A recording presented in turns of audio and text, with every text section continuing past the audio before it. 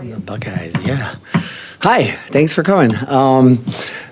Obviously, we had a great event on Friday night in the Brez, and I think second to none as far as the team is concerned, and very appreciative of all the efforts and the departments, all the different departments that came together.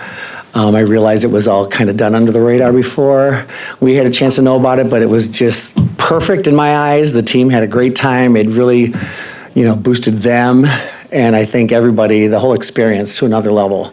Put our program on the map. The Big Ten, I just got off a head coaches meeting with the Big Ten, our head coaches. Well, I left a Big Ten head coaches meeting for this, but they were all raving about what they saw, the BTN Plus production, Spartan Vision, what they put together for us and everything. So it was just a win-win-win for us, and very excited that we had the opportunity to come away with the W.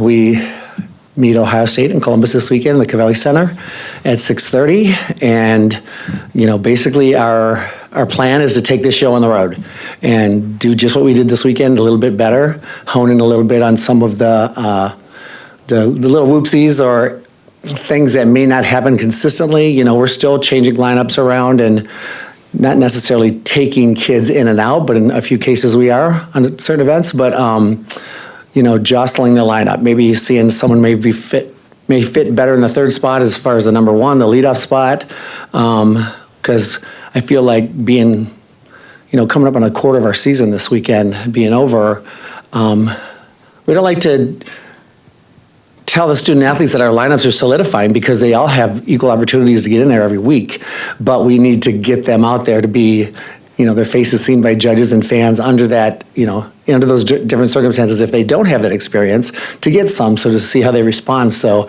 there'll be a couple lineup changes this weekend, and hopefully you'll see some new faces and some good stuff. But we're not going to tip the apple cart too much, obviously, because we want to come out of there with a good road score.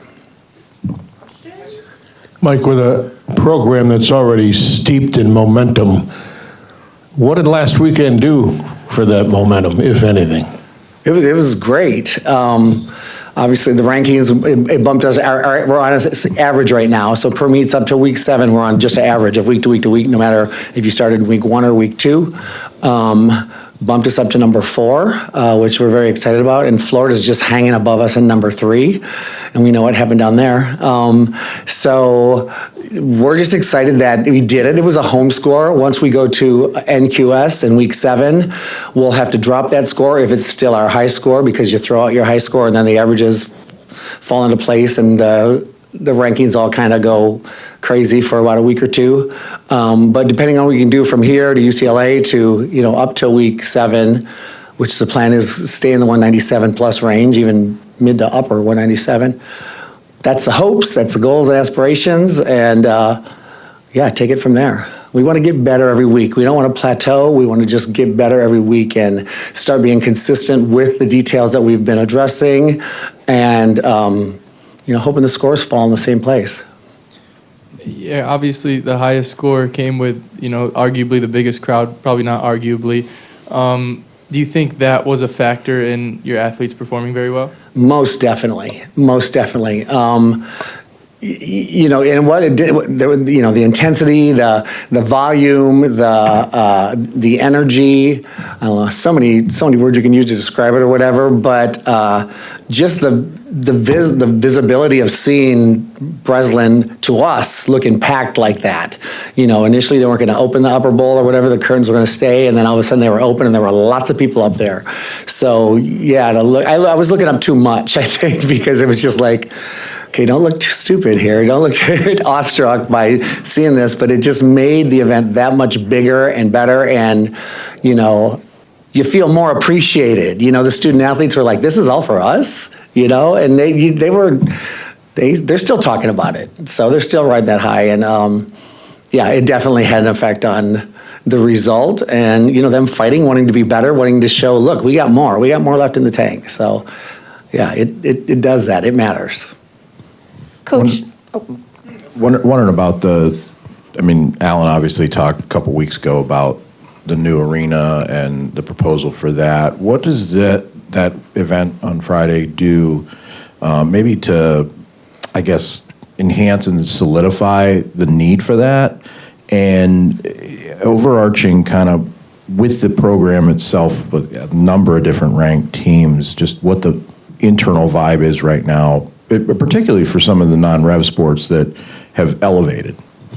I really can't honestly talk about that because I'm not in the mix of that discussion or whatever, but all I hear is positive things, that it's in the works, that the trustees are being brought into the loop, the project in itself, what's all involved, I really can't honestly speak on that, but I can only imagine that it's got a positive effect on just about everything, On the national stage, Breslin and that event Friday night brought us prominently up to the top, and we end up number 4 and all that. It was like, bam, that just happened overnight. And it didn't happen overnight. There's been a lot of work and a lot of discussion and a lot of changes and a lot of, great support from all different departments and everything that helped contribute to that.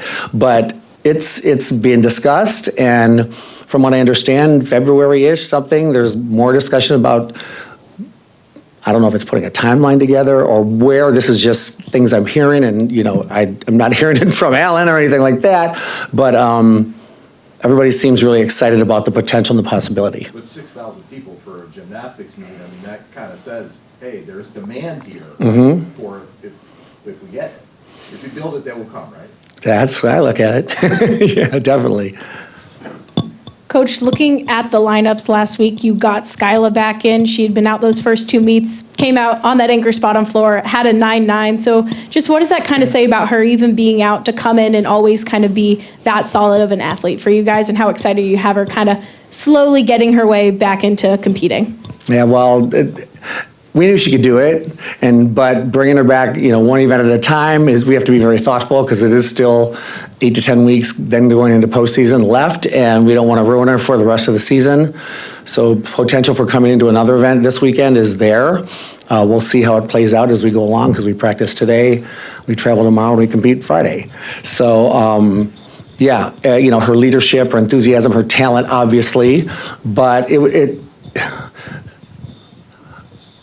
I don't want to say things happen for a reason or whatever, but under these circumstances, I think it was a good resting time for her, injury or no injury, and thank God it wasn't severe enough that it took her out for the season, being her senior year or whatever. But it gave some kids opportunities to step in and step up and show us what they could do. We don't always have those opportunities, and I definitely don't want to solidify the lineups in week 3. But you got to do what you got to do at some point. You want to win, and it's all about the team, not the individual. So, we knew when she came back in, okay, she's in. Now who's going to come out? That's a strategy thing, and that's a hitch in the heart, because we really care about these kids, and we wish we could put 12 of them in, and we can't.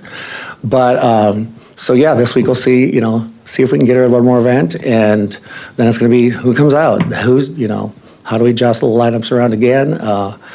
Strategy or no strategy, it still might not work in the way you planned it to, but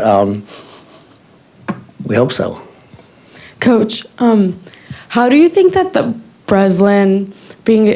meet being at the Breslin is going to help you guys go on to, you said the Cavalli Center at Ohio State and then going to UCLA? Do you think just the different atmosphere, even though it was home, helped prepare your team for the rest of the Big Ten? I think by far, yeah, it is.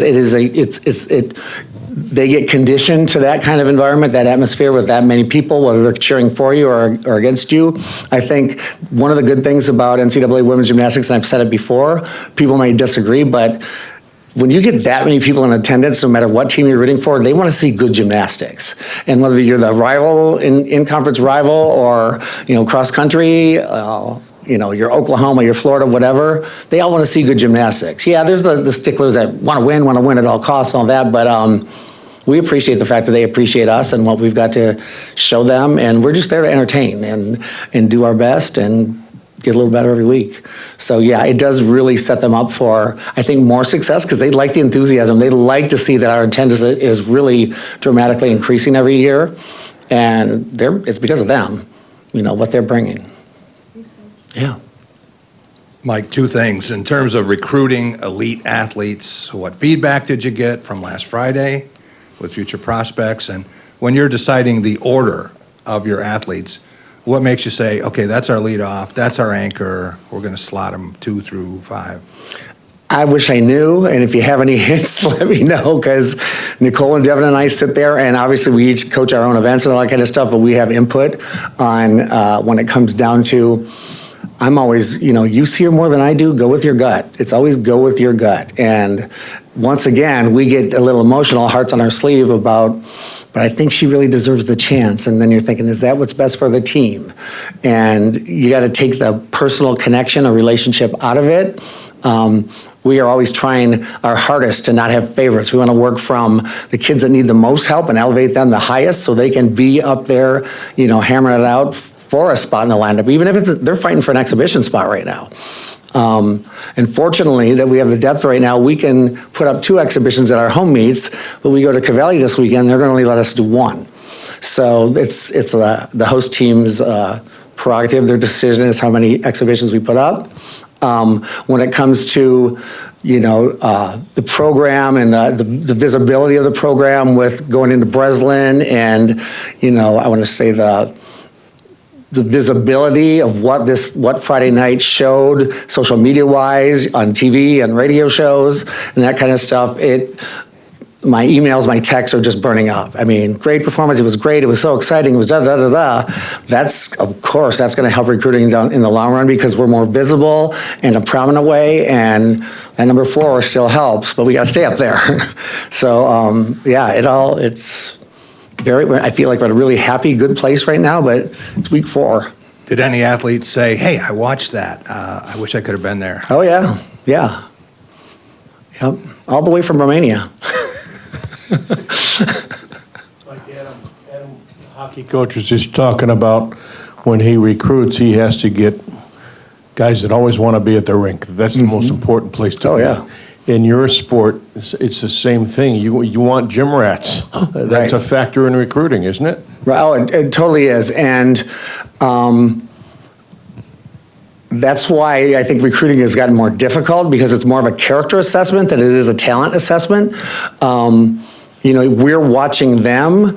I'd like to say, peel off the layers when you're here, be yourself, we're ourselves. This is what you get. Either you like it, you don't. Are you going to mix with the team? The team is assessing how the visit goes and how their personalities are, what their interests are. Tell us about you. We're always telling our team to get to know them, but you have to initiate the questions because sometimes they come in here and they're a little introverted and don't know how to respond, and this may be their first visit, it may be their 5th visit or whatever. We're being compared to a lot of big schools, so we hone in more on the person than the talent. They don't get invited if they don't have the talent, so I mean to be rude about that, but recruiting is expensive, and so you have to be very selective, but then you don't want to shoot yourself in the foot and go for the top kids that you're competing for some of the top schools, especially with NIL and all that kind of stuff being in addition to the scholarship.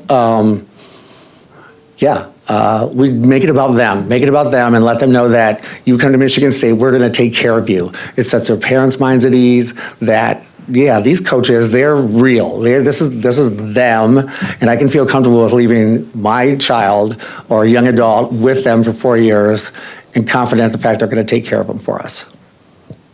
A lot of the winter sports here at Michigan State are currently ranked in their respective sports. I guess, how is that for the coaching dynamic? Do you guys get to talk at all about that? And how is that motivating, too, for a coach? I'm getting lots of thanks and congratulations and all that from, and we have our head coach's thread that we kind of toss something in as soon as we can or whatever, but it's really, our season is consuming, I know hockey has a lot of means, basketball has a lot of, games and stuff going, so everybody's coming and going all at the same time, and, you just try to jump in when you can to, we're watching them. I share every game day or whatever that I can on my social media stories just to, hey, yeah, basketball's going, hockey's going, this, and then there's success and that kind of stuff. So, in some little way, we make an attempt to reach out to each other. I never get in this building. This is the first time I've been in this room. So it's exciting, and we see a coach or whatever, we'll sit and chat as much as we can. As far as getting to see their events, that's kind of hard because our practice schedules and event schedules are conflicting a lot, but it is a great time to be a Spartan, like Coach Izzo said, and we want to keep it that way. We want to keep this winter thing going. Mike, I'm curious. Yeah. You talk about the recruiting battles and top recruits. Your current senior class has really raised the profile of this program. And I'm curious, how much does that help you with recruiting maybe the next generation that takes it further?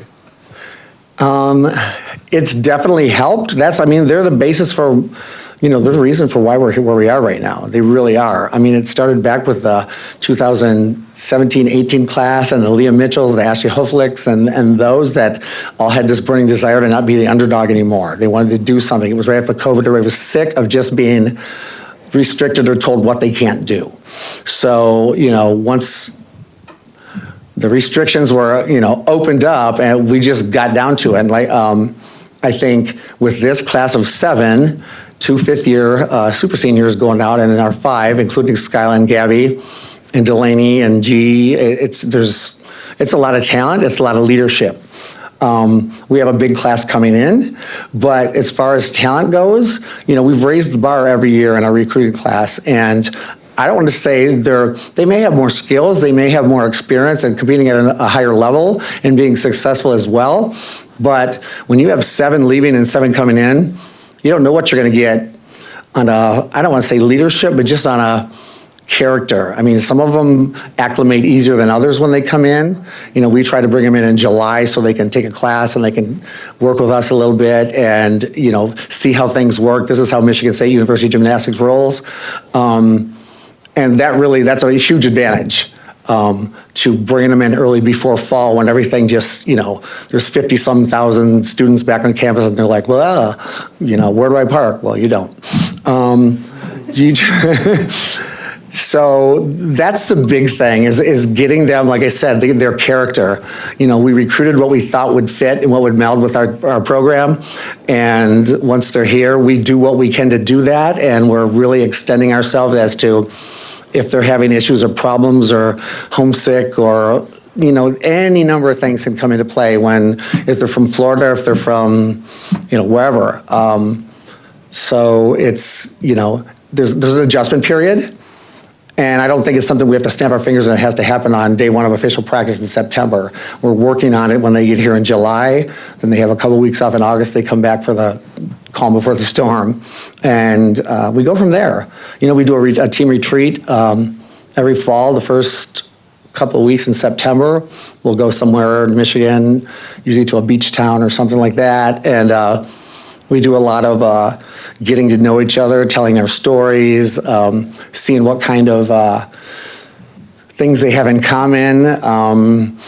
We get it out there, your likes and dislikes. You're not going to love each other. You don't have to love each other, but you got to care about each other. And that's one thing about this program is that we're adamant. If you don't care about each other, there's the door. We need you to care about this program and everybody that's on this team in order for us and our program to be successful. And if they have trouble with that, we obviously try to work with them and make that, and we haven't kicked anybody to the curb yet. So I think we've made it a good environment for them to stay and have fun and contribute. Anyone else? Thank you. Thank you.